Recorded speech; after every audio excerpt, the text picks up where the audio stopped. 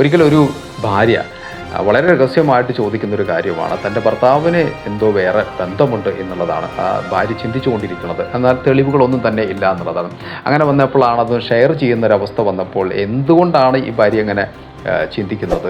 തൻ്റെ ഭർത്താവിന് ഇത്തരത്തിലുള്ള അദ്ദേഹത്തിൻ്റെ ഭർത്താവിൻ്റെ ചില പ്രവൃത്തികളും മുന്നേ ഉണ്ടായിരുന്ന പ്രവൃത്തികളും അല്ലെങ്കിൽ ഇപ്പോൾ ഉണ്ടാകുന്ന സമീപനം, ഈ ഭാര്യയോടുള്ള സമീപനമൊക്കെ വെച്ചുകൊണ്ട് തന്നെയാണ് ഈ ഭാര്യ ഇങ്ങനെ ആശങ്കപ്പെടുന്നത് അല്ലെങ്കിൽ സംശയിക്കുന്നത്.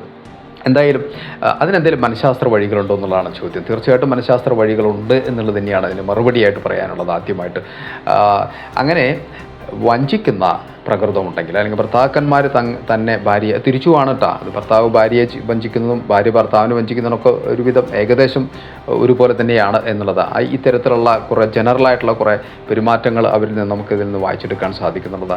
ഒന്നാമതായിട്ട് അത് അവരുപയോഗിക്കുന്ന പ്രധാനപ്പെട്ട ഉപകരണങ്ങൾ എന്ന് പറഞ്ഞു കഴിഞ്ഞാൽ ഇപ്പോൾ ലാപ്ടോപ്പ് ആയാലും മൊബൈലാണെന്നുണ്ടെങ്കിലും അത്തരത്തിലുള്ള കാര്യങ്ങൾ വളരെ സീക്രറ്റായിട്ട് ലോക്ക് ചെയ്ത് വെക്കുന്നുള്ളതാണ്. അത് തുറക്കാൻ ആരെക്കൊണ്ടും സാധിക്കില്ല. അഥവാ ആ മൊബൈലോ അല്ലെങ്കിൽ ലാപ്ടോപ്പോ അങ്ങാനും ഭാര്യയോ അല്ലെങ്കിൽ ഭർത്താവോ എടുത്ത് നോക്കിക്കഴിഞ്ഞാൽ അപ്പം തന്നെ അവരെങ്ങനെയെങ്കിലും അത് അറിഞ്ഞു കഴിഞ്ഞാൽ ഓടി വരികയും അത് തട്ടിപ്പറിച്ച് വാങ്ങിക്കുകയും ചെയ്യുന്നുള്ളൂ. മാത്രമല്ല അതിനോട് ക്ഷുഭിതനാവുകയും ചെയ്യുന്നൊരവസ്ഥ ഉണ്ടാവും, അല്ലെങ്കിൽ പൊട്ടിത്തെറിക്കുന്നൊരവസ്ഥ. എന്തുകൊണ്ട് ഇത് നോക്കിയെന്ന് ചോദിച്ചുകൊണ്ടൊക്കെ എന്നുള്ള, അല്ലെങ്കിൽ ചിലപ്പോൾ അത് വലിയ വഴക്കിലേക്ക് തന്നെ നയിക്കപ്പെടാറുണ്ട് എന്നുള്ളതാണ്. ഇവരെ എന്തെങ്കിലുമൊക്കെ സംസാരിക്കുന്നുണ്ടെങ്കിൽ തന്നെ അത് പൊതുവേ ഇവരൊന്നും കമ്മ്യൂണിക്കേറ്റ് ചെയ്യില്ല. ഒരുപക്ഷെ കല്യാണ കാലഘട്ടത്തിലൊക്കെ കല്യാണം കഴിഞ്ഞ അവസരങ്ങളിലൊക്കെ വളരെയധികം ഊഷ്മളമായി അങ്ങോട്ടും ഇങ്ങോട്ടും എല്ലാ കാര്യങ്ങളും ഒരു രഹസ്യമില്ലാത്ത രീതിയിലൊക്കെ സംസാരിച്ചിരുന്നൊക്കെ മാറി ഇപ്പോൾ വളരെ രഹസ്യാത്മകമായിട്ട് തന്നെ കാര്യങ്ങൾ പറയുന്നത്. അഥവാ ഫോൺ വിളിക്കുന്നുണ്ടെങ്കിൽ ആ റൂമിൽ നിന്ന് മാറി പുറത്തു പോകുന്നു, ദൂരെ പോകുന്നു, അവിടെ ഒന്നും തന്നെ പറയുന്നില്ല. അഥവാ തന്നെ ഭാര്യയോ അല്ലെങ്കിൽ ഭർത്താവ് വരുന്നുണ്ടെങ്കിൽ കേൾക്കുമെന്ന് കണ്ടുകൊണ്ട് തന്നെ അത് ഒന്നുമല്ല കട്ട് ചെയ്യുന്നു, അത് അല്ലെങ്കിൽ വളരെ ശബ്ദം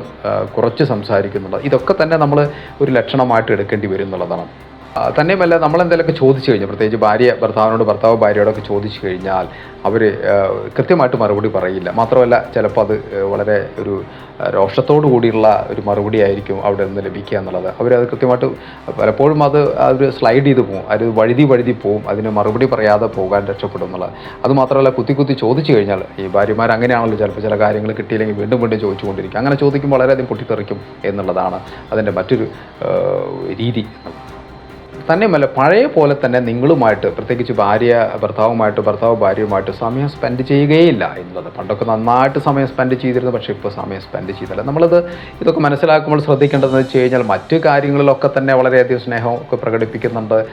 അതുപോലെ തന്നെ എല്ലാ കാര്യങ്ങളും വിലയിരുത്തിക്കൊണ്ട് തന്നെ വേണം ഒരു നിഗമനത്തിലെത്താൻ. അല്ലാതെ വെറുതെ എടുത്ത് ചാടി ഒരു പറയുന്ന കാര്യത്തിൽ 1-2 കാര്യങ്ങളുണ്ട് വെച്ചിട്ട് എൻ്റെ ഭർത്താവിന് എന്നോട് സ്നേഹമില്ല, എന്നെ വഞ്ചിക്കുന്നുണ്ട്, വേറെ ആരോഗ്യമായിട്ട് ബന്ധമുണ്ട്, അതുപോലെ തന്നെ തിരിച്ചും അങ്ങനെ ചിന്തിക്കുന്നത് ശരിയല്ല. പക്ഷേ നമ്മൾ കുറേ കാര്യങ്ങളൊക്കെ നമ്മൾ എടുക്കുകയും പിന്നെ അവരുടെ പെരുമാറ്റങ്ങളിൽ നിന്നുള്ള കാര്യങ്ങളും എല്ലാ തെളിവുകളും എടുത്തുകൊണ്ട് വേണം ഒരു നിഗമനത്തിലെത്താൻ എന്നുള്ളത്. അല്ലാതെ വെറുതെ എടുത്ത് ചാടി കുറച്ച് പോയിന്റ്, ഈ പറയുന്ന പോയിന്റുകളൊക്കെ തന്നെ എൻ്റെ ഭർത്താവിലുണ്ട് അല്ലെങ്കിൽ എൻ്റെ ഭാര്യയിലുണ്ടെന്ന് പറഞ്ഞുകൊണ്ട് വഴക്കടിക്കാനല്ല പറയുന്നത്. മറിച്ച് നമ്മൾ നമ്മുടെ ബുദ്ധി ഉപയോഗിച്ച് യുക്തിയൊക്കെ ഉപയോഗിച്ചിട്ട് വേണം അങ്ങനെ നിഗമനത്തിലെത്താനും അതിനുള്ള സാധ്യമായിട്ടുള്ള എല്ലാ തെളിവുകളും കളക്ട് ചെയ്ത് വേണം അത്തരത്തിലുള്ള ഒരു കൺക്ലൂഷനിൽ എത്തിപ്പെടാൻ എന്നുള്ളത്.